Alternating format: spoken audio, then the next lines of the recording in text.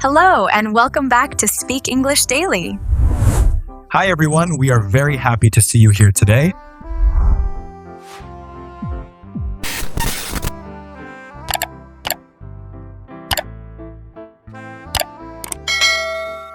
Hello, everyone, and welcome back to our English podcast. Today, we're going to discuss how to describe a person without talking about appearance. When many people learn English, they often describe someone by saying things like tall, short, young, or handsome. Those words are useful, but they only tell us what a person looks like. They don't tell us who that person really is. That's true. If someone asks me about a close friend, I probably won't start by describing his height or hair color. The first thing I notice is usually how he behaves. Is he kind? Is he reliable? Is he fun to be around? Those qualities help us understand a person's character. I agree. Think about the people you remember most. Often, they are not memorable because of their appearance.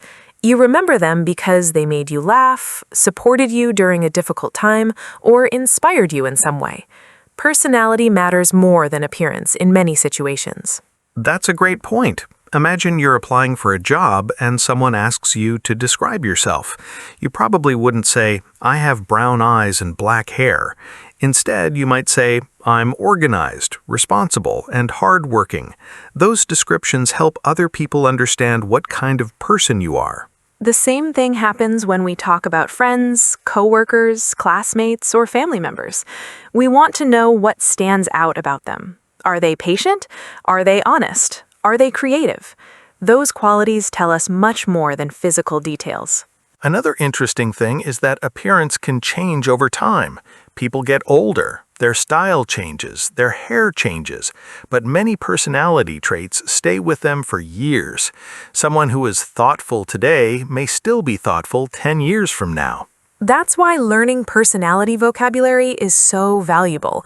It helps you communicate at a deeper level. It also helps you build stronger conversations. When you can describe someone's character, people learn more about your experiences and relationships. Let's think about situations where appearance isn't important at all. Suppose you work with someone remotely and have never met them in person. You might describe them as dependable, cooperative, and professional. Those traits are much more useful than discussing appearance. Or imagine talking about a teacher who changed your life. Beyond appearances, what really matters is how that teacher treated students, encouraged learning, and created confidence in the classroom. Today, we'll introduce many useful words that can help you describe people more naturally. You'll hear words like reliable, considerate, supportive, trustworthy, and thoughtful. These are words native speakers use frequently when discussing character. As you listen, think about the people in your own life. What stands out about them? Which personality traits would you use to describe them? This is a great way to practice and expand your vocabulary. By the end of this conversation, you'll have a stronger understanding of how to talk about people in a way that goes far beyond physical appearance and helps you express yourself with more confidence and precision. That idea of confidence and precision brings us to another important question. When you think about the people you admire most, what qualities come to mind first? For me, it's usually not talent or success, it's character. I admire people who are dependable and who treat others well even when nobody's watching. I feel the same way. One of my closest friends is someone I've known for many years. If I call him and need help, he always responds. That's why I would describe him as reliable. A reliable person does what they say they're going to do. You don't have to wonder whether they'll keep their promise. Reliable is such a useful word. Sometimes learners use the word nice for everything, but reliable gives a much clearer picture. If someone is reliable, people feel comfortable depending on them. Another word I really like is supportive. A supportive person encourages others and wants them to succeed. I remember when I started a new project a few years ago. I wasn't sure if it would work. Some people doubted me, but one friend kept saying, "Keep going, you're making progress." That kind of encouragement meant a lot.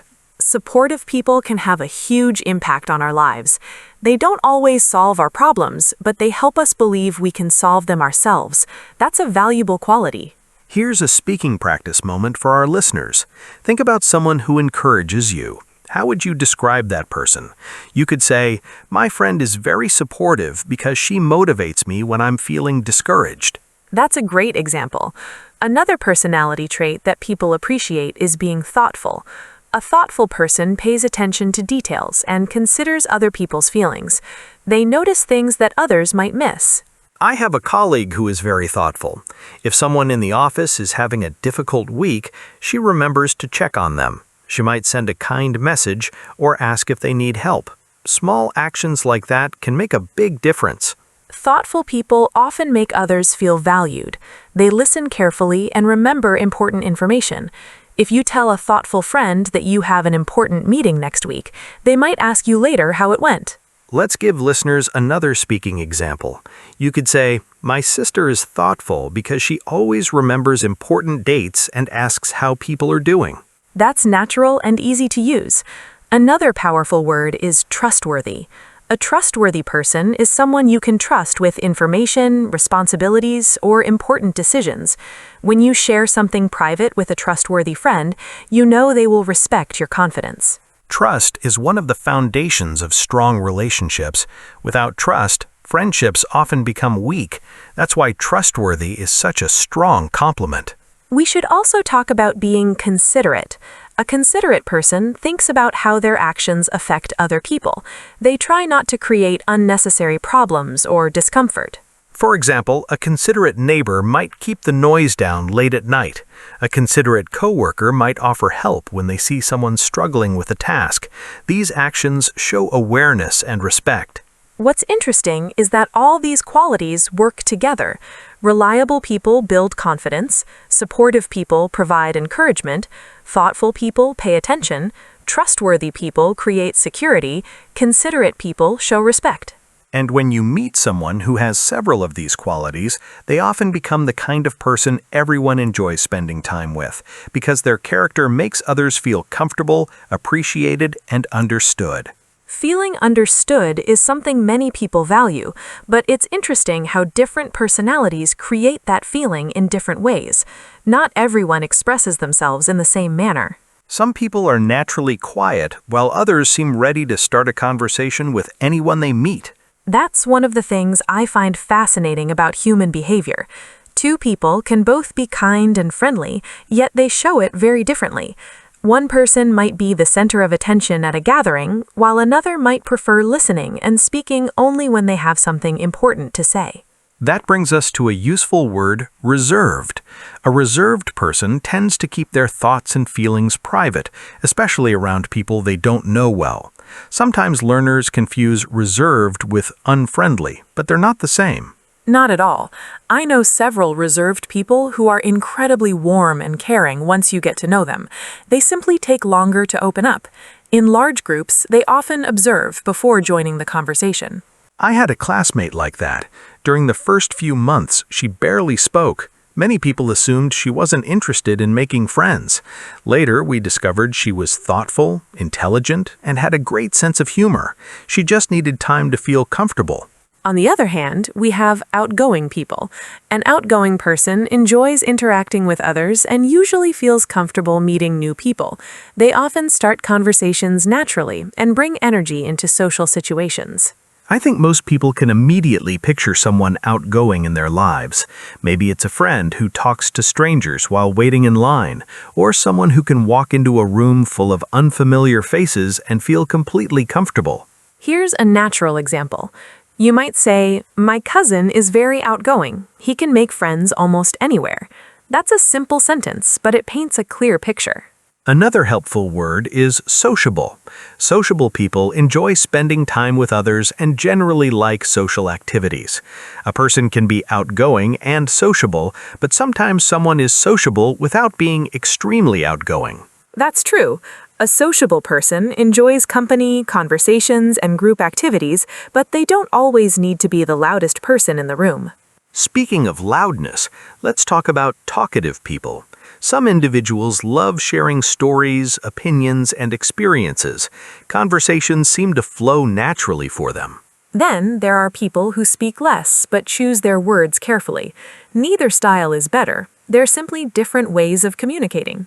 Another contrast involves serious and playful personalities. Some people approach life in a practical and focused way.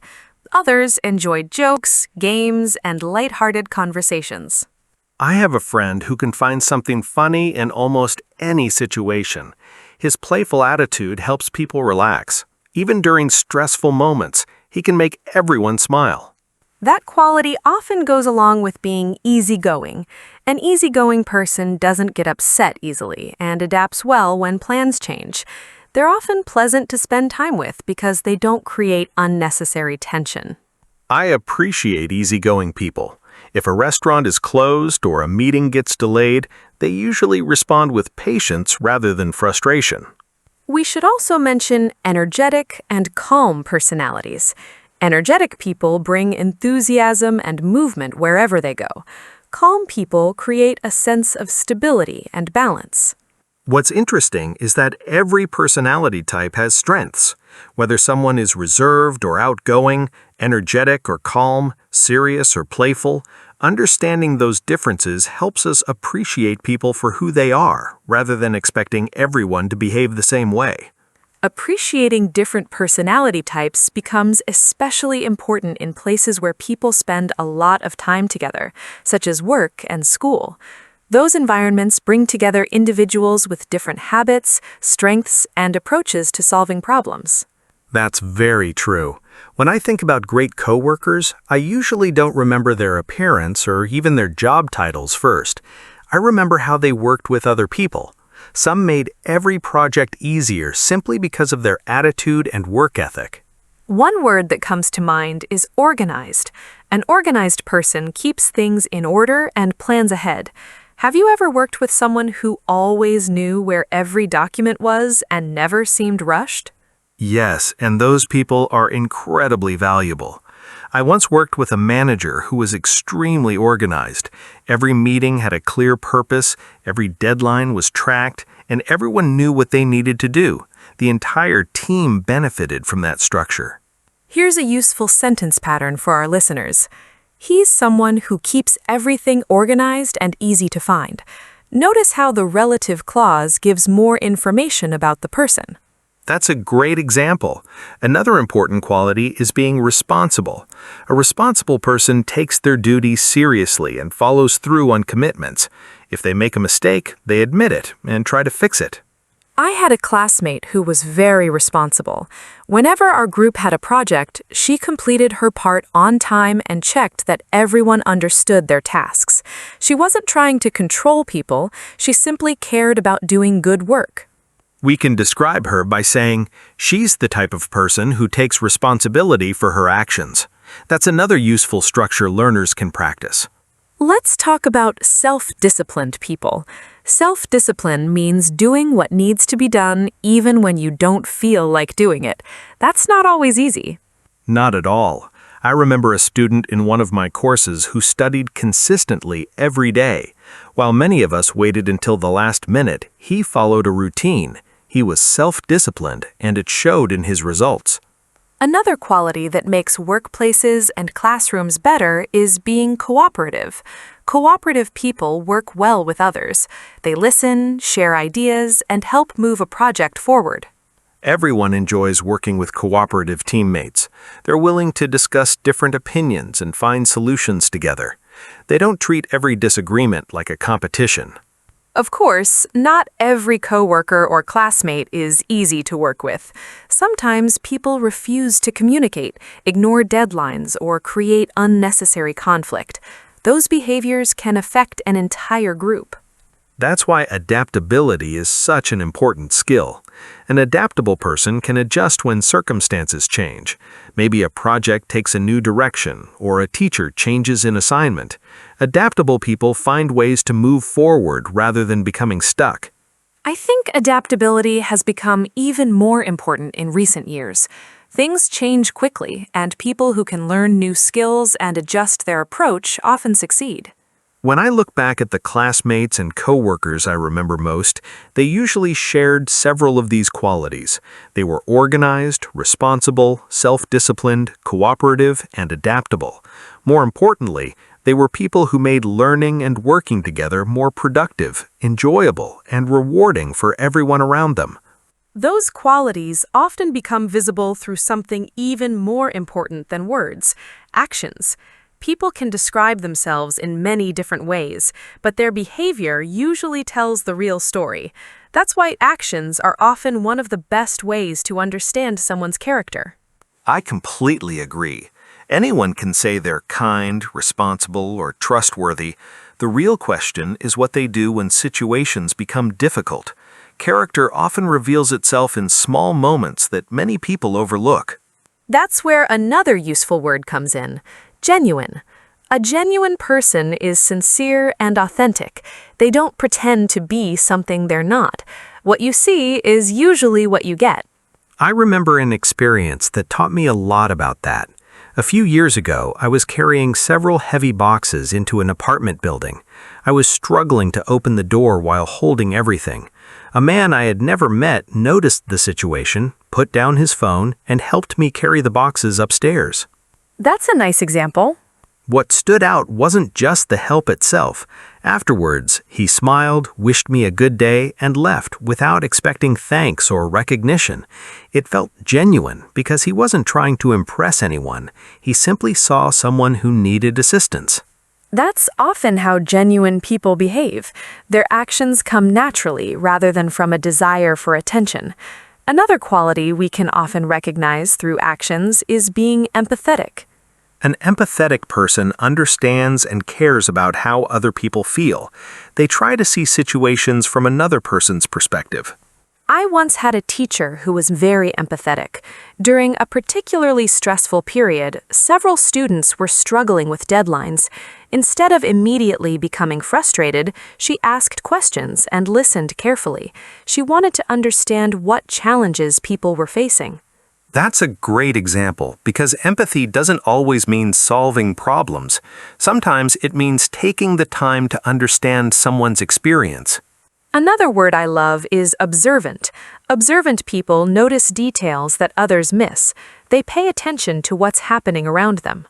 I have a friend who is extremely observant. If someone in our group seems quieter than usual, he's often the first person to notice. While everyone else continues talking, he'll ask if everything is okay. Those small observations can strengthen relationships. People appreciate being noticed and understood. Let's talk about humility as well. A humble person doesn't constantly seek praise or act as though they are better than others. Humility can be surprisingly powerful. It really can. I remember meeting a successful business owner at an event. He had achieved far more than most people in the room, but he spent the evening asking questions and listening to others. He didn't dominate conversations or talk endlessly about his accomplishments. That's the kind of behavior that often leaves a positive impression. It shows confidence without arrogance. We should also mention being respectful. Respectful people treat others with courtesy even when opinions differ. They listen without interrupting and recognize that everyone deserves consideration. What's interesting is that when we observe people's actions over time, patterns begin to appear. A single action may not tell us everything, but repeated behavior often reveals character. Someone who is consistently genuine, empathetic, observant, humble, and respectful shows us who they are through what they do rather than what they claim, and that can be one of the most reliable ways to understand a person. Understanding a person's character is important, but describing that character requires care. Sometimes we need to talk about qualities that aren't entirely positive. The challenge is doing that in a way that is honest while still being respectful. That's a skill many English learners want to develop. If we're not careful, our descriptions can sound harsher than we intend. Choosing the right words can make a difference in how our message is received. One thing I've noticed is that people often use very strong labels. For example, instead of trying to understand someone's personality, they immediately choose a negative word. In many situations, there's a more balanced way to express the same idea. A great example is the word shy. There's nothing wrong with using it, but sometimes reserved is a better choice. Reserved sounds more neutral and often more accurate. It suggests that a person takes time to open up rather than implying a weakness. Imagine you're describing a new coworker. You could say, she's shy, but you might also say, she's a bit reserved when meeting new people. The second version sounds more thoughtful and diplomatic. Another useful pair is direct and rude. Sometimes a person communicates in a straightforward way. That doesn't necessarily mean they're trying to be impolite. That's true. If someone expresses opinions clearly and gets to the point quickly, you could say, he's very direct. That description focuses on communication style without immediately judging the person. Of course, context matters. Some people really are rude, but it's worth considering whether direct might be the more accurate word before making that judgment. Let's move to another example. People are sometimes described as fearful. In certain situations, cautious may be a better choice. A cautious person thinks carefully before taking risks. That's often a strength. For example, someone managing a large project might be cautious because they want to avoid costly mistakes. Their careful approach can benefit everyone involved. Another pair that learners often struggle with is confident and arrogant. Confident people believe in their abilities, while arrogant people act as if they are superior to others.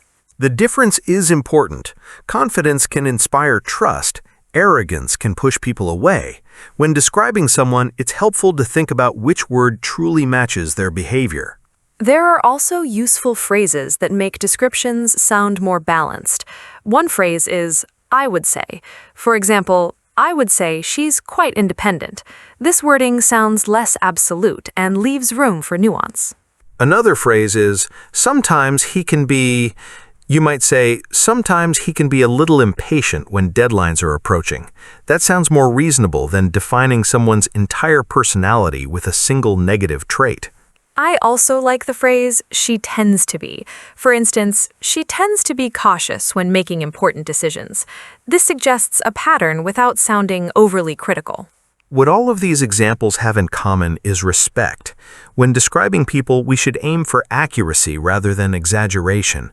Most individuals are complex. They have strengths, weaknesses, and different sides to their personality depending on the situation. And when we choose our words carefully, we communicate more effectively and show consideration for others. That's one of the advantages of expanding your vocabulary. The more personality words you know, the easier it becomes to describe people honestly, fairly, and diplomatically without sounding unnecessarily negative or judgmental. Learning to describe people respectfully also helps us talk about those we admire. Most of us have met individuals who left a lasting impression on our lives. They may be teachers, family members, mentors, or close friends. When we describe them, we often focus on the qualities that earned our respect. That's true. Admiration usually goes deeper than liking someone. We admire people because of how they handle challenges, pursue goals, or influence others. Their character teaches us something valuable. One word that often appears in these conversations is resilient. A resilient person recovers from difficulties and keeps moving forward despite setbacks. Life doesn't always go according to plan, and resilience helps people continue even during tough times. My grandmother was one of the most resilient people I've ever known. She faced many obstacles throughout her life, but she never allowed those challenges to define her. Whenever a problem appeared, she focused on finding a solution rather than complaining about the situation. That's a wonderful example. Listeners can practice by saying, "Someone I admire is my grandmother because she is resilient and never gives up during difficult times."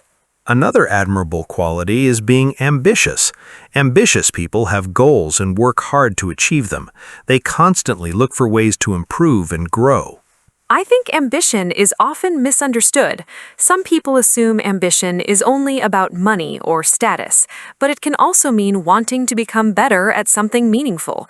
A teacher can be ambitious, an artist can be ambitious, a student can be ambitious. Absolutely.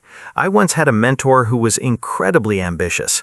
Even after years of success, he continued learning new skills.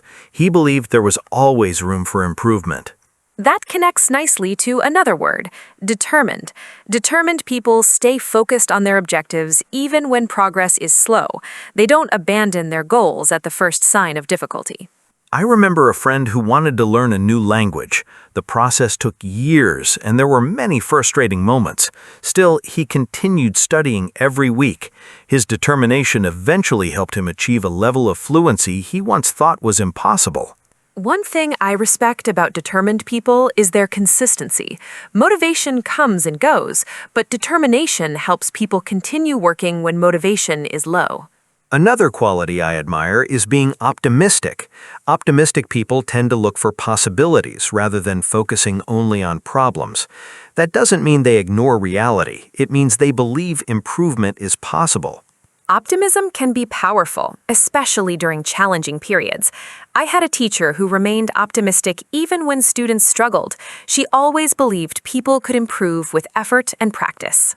Teachers like that can become truly inspirational. That's another important vocabulary word. An inspirational person encourages others to become better versions of themselves. Inspiration often comes from actions rather than speeches. Sometimes a person's example motivates us more than their advice. Watching someone work hard, stay positive, and help others can influence us for years. Here's another speaking example for listeners. Someone I admire is my mentor because he is ambitious, determined, and inspirational. That's a natural way to combine several personality traits. And you could also say, one thing I respect about my mother is her resilience during difficult situations. Simple sentences like these help express admiration clearly and naturally. Whether we're talking about teachers, relatives, mentors, or friends, the people we admire often share qualities such as resilience, ambition, determination, optimism, and inspiration. And those traits frequently become examples that guide our own decisions and shape the kind of people we hope to become. As we come to the end of today's conversation, let's put everything together with some real-life practice. We've explored many personality traits, and now it's time to see how naturally we can use them. One of the best ways to improve your speaking skills is by describing people, even imaginary ones. That's a great exercise because it forces you to think beyond simple words.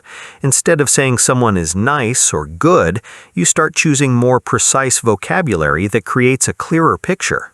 Let's try our first challenge. Imagine a person who always arrives on time, keeps promises, and finishes tasks without being reminded. How would you describe them? I would probably say they are reliable, responsible, and self-disciplined. Those words tell us a lot about how that person behaves. Good answer. Here's another one. Imagine someone who notices when others are struggling, offers help, and listens carefully when people need support. That person sounds empathetic, thoughtful, supportive, and considerate. Perfect. Now let's make it a little more challenging. Picture a student who adapts quickly to new situations, works well in group projects, and stays calm when plans change. I would describe that student as adaptable, cooperative, and calm. Excellent. These exercises show how personality vocabulary helps us create detailed descriptions. Let's review many of the words we've discussed today. We started with reliable, supportive, thoughtful, trustworthy, and considerate. Those words are useful when talking about positive relationships and strong character. Then we explored different personality types, including reserved, outgoing, sociable, easygoing, energetic, and calm. Those words help us understand how people interact with the world around them. After that, we discussed qualities often valued at work and school: organized, responsible, self-disciplined, cooperative, and adaptable. We also looked at character revealed through behavior. There, we learned words such as genuine, empathetic, observant, humble, and respectful. Later, we practiced describing people diplomatically by choosing balanced language. We talked about being reserved instead of simply shy, direct instead of automatically calling someone rude, cautious instead of fearful, and confident instead of arrogant when appropriate. Lastly, we explored admirable qualities like resilient, ambitious, determined, optimistic, and inspirational. When you look at all these words together, you can see how much richer your English becomes. Instead of giving a basic description, you can communicate specific ideas about a person's character and behavior. Here's a simple challenge for our listeners after today's episode. Think of 3 people in your life, maybe a friend, a family member, and a teacher. Try describing each person using 5 personality words from today's discussion. You can even write short sentences. For example, my friend is reliable and easygoing. Or, my teacher is organized, supportive, and inspirational. The more you practice, the more natural these words will feel. Remember that language learning is not only about memorizing vocabulary, it's about using words in meaningful situations. Every conversation gives you an opportunity to practice describing people more accurately. And don't worry if you can't remember every word immediately. Focus on learning a few at a time, use them in real conversations, and gradually expand your vocabulary. The goal is to move beyond simple descriptions and start expressing deeper observations about the people around you. Thank you for spending this time with us today. We hope these personality words help you speak with greater confidence, build stronger conversations, and describe the important people in your life with clarity, respect, and authenticity.